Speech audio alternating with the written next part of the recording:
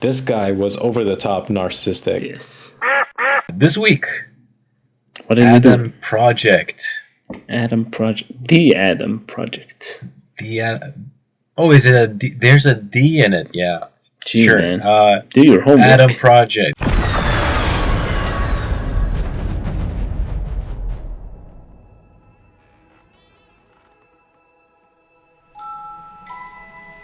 How easy is it to enjoy this movie? Right off the bat, I'm gonna warn everyone. I like this movie, and I like the way it's structured.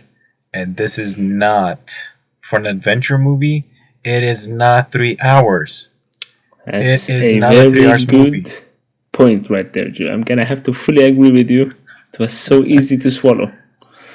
Hours-wise, it was great. I miss those old movies.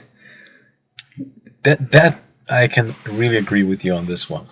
Miss that movies weren't 3 hours long. Especially It was these a- kind of movies, where it's like just straight up adventure or action or comedy or whatever. They don't have to be long, everyone. That is a big thing for me. That this was only 1.5 hour long, and not. I love that that's become for movies, and both movies and games, the shorter they are, the better they are as well. And I mean, Don't mess with our time. back in the it was huge when Lord of the Rings was 3 hours. 4 hours. I wanted the extended one. 4 hours. The extended 4 hours, but it was a big thing. Yes. It was a big thing when it was 3 hours, and there was an extended version that extended it to almost another full hour. This 1.5 hour big thing, you can enjoy this on a weekday if you want to. Narrative of it, I felt like wasn't necessarily the easiest of things to grasp. I mean, if you compare it to, like, for me, it was like one of those movies where I would compare it directly to something like when I was young, E.T. It's like, okay, a similar feeling movie, but this has, I mean, obviously the narrative structure of this one it's a little bit more involved generally, but also, I mean, it can definitely still be somewhat easily swallowed by a kid, just not, there is maybe, I suppose they want to give it a little bit more depth for the adults here. I don't know, it was rated for 13 plus here in Sweden. I thought that was weird, but maybe it's, again, the narrative heaviness of it, or I mean, it can easily be enjoyed by a kid. Maybe So not fully understood, especially with the theme of the movie, which we haven't touched yet, but Do you remember this? I mean, if this is happening to me, it already happened to you, right? They don't take the easy way out that so many have done lately. Mixed bag there.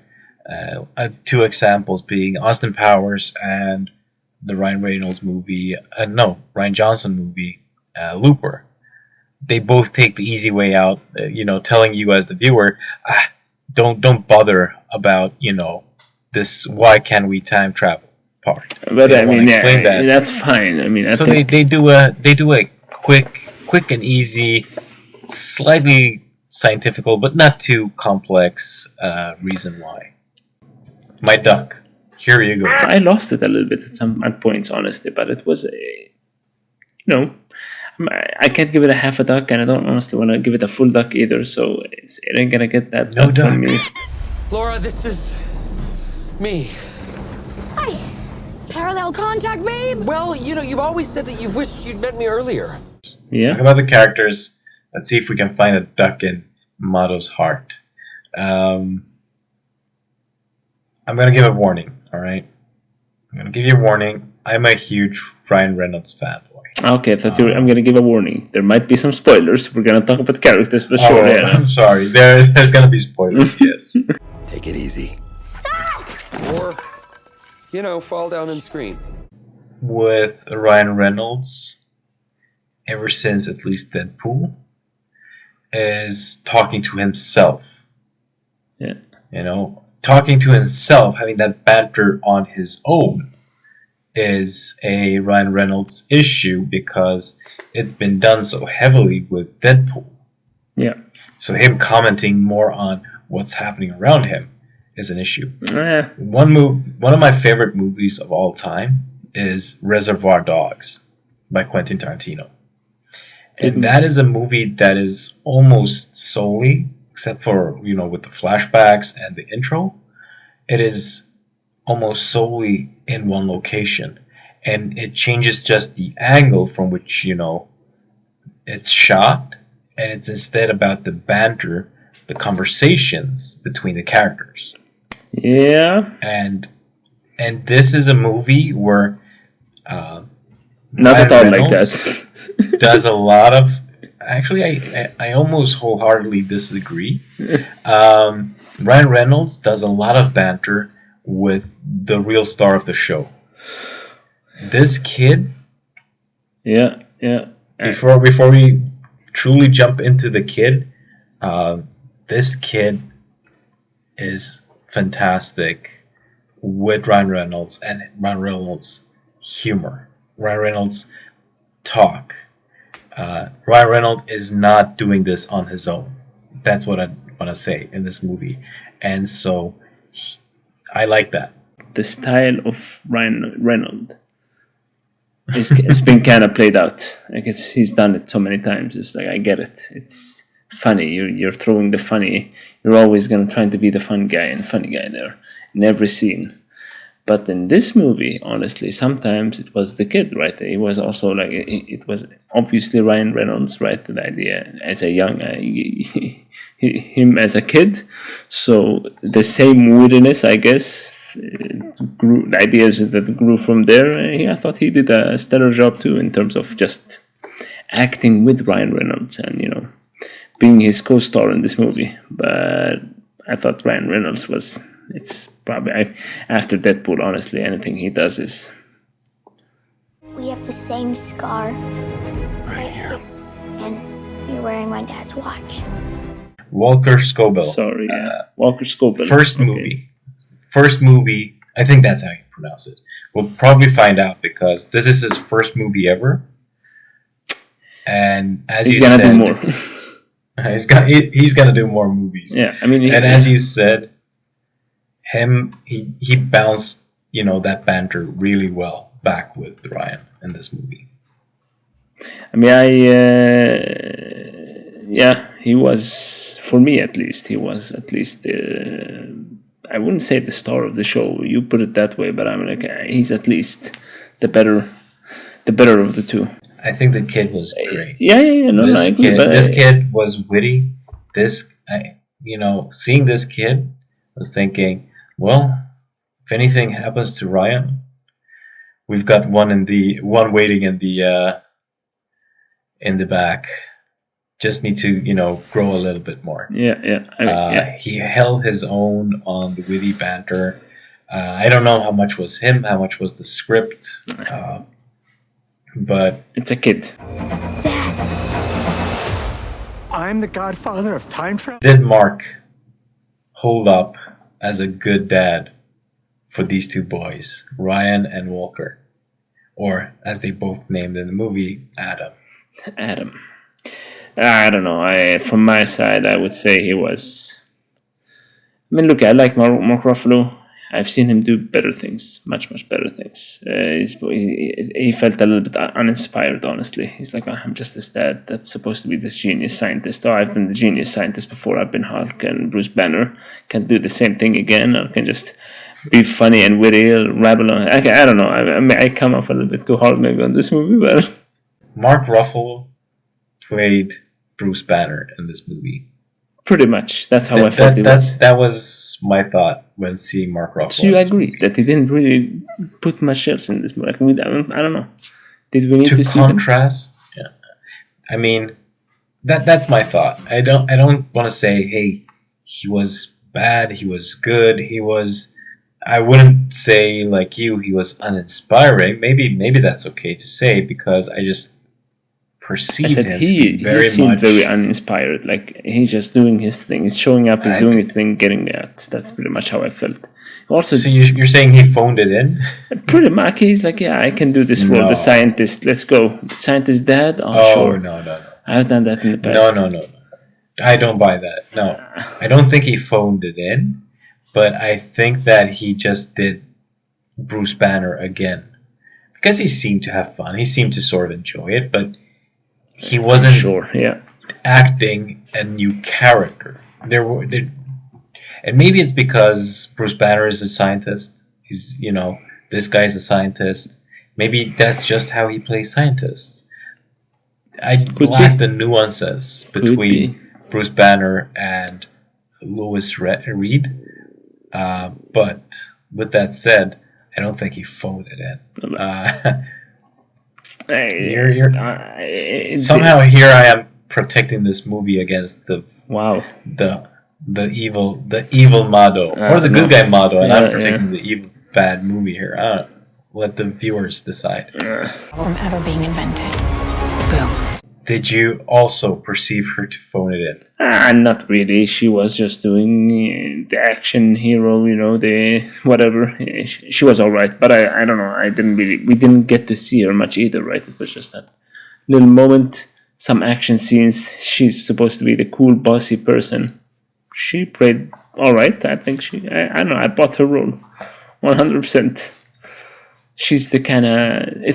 I also kind of feel like that's her role in the past, like Star Trek and other movies. She's been that kind of bossy-ish, hard to get character, and it's pretty much the same, even though. I want to say that I'm distancing myself very pleased. I'm actually very pleased with Zoe's portrayal here, and why I'm saying I'm pleased with it is just like the comparison of Bruce Banner and Louis Reed that we did. I think this character of Laura and her character in Guardians of the Galaxy were very similar. Hard to get, tough lady. Absolutely, really, yeah. Rocking it with the guns in the action scenes. But she did not feel like Gamora in this movie, and it's not just because she wasn't painted green. She did a different voice.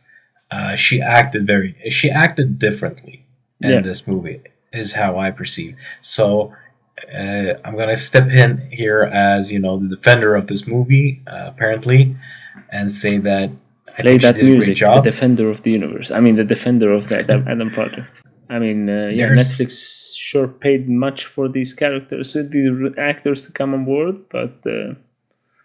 And I'm pretty sure that when they did, they said, hey, we want you to do those Marvel characters. Exactly. Because we know that sells. We want you to do what you did in the past. Ryan, you better be a Deadpool. Just a much nicer one. I miss him too, Mother role in a child movie is always important, whether it is Elliot's mother in E.T., the caring mother, that clashes with the kid sometimes, but then the kid learns to appreciate. I think she did a great job. I enjoyed the bar scene that she has with Ryan. Yeah, that was a nice scene. Yes. So I think she did a good job playing that phony, classical phony. Did you think she was phony? Nah, it was like mostly him, but yeah. There's a lot of hate here against Ryan.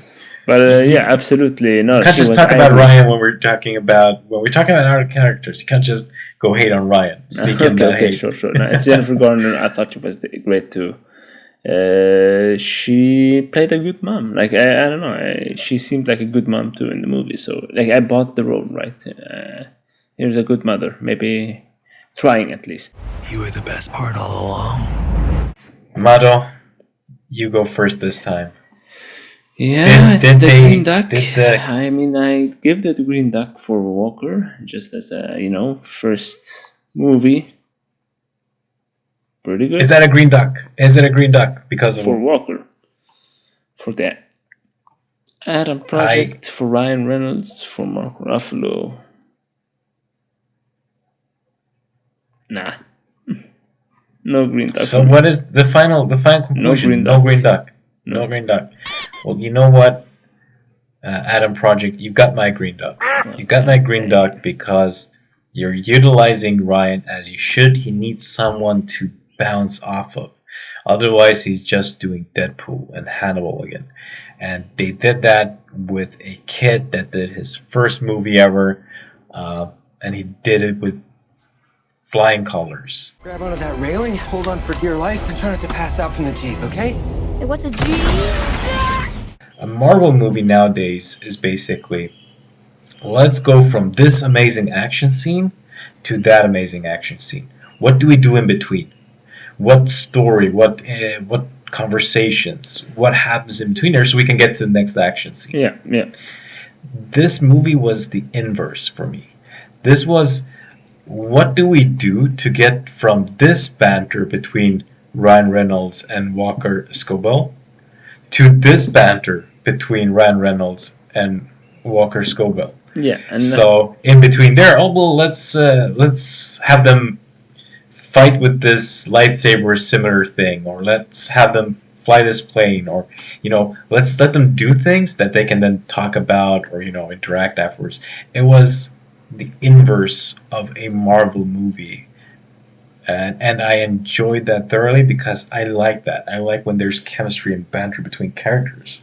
yeah, I guess I agree in the sense of at least that whole structurally it was sound. Like I said, it also felt very much like that one, a kid adventure movie where you're like gonna go see it. Okay, you're gonna have your hero, you're gonna have his the kid, of course, part of this whole narrative, and there's gonna be this whole arc, and of course it's going to happen. There's gonna be some bad person that will show up at some point, and it'll be some kind of, usually, a father or a motherly figure, and there's gonna be some kind of there was those beats that I felt like, did you really have to go that way or that route? But other than that, the structure of the movie, it's fine. It's more than, for me, it's more like the actual story, what drives it.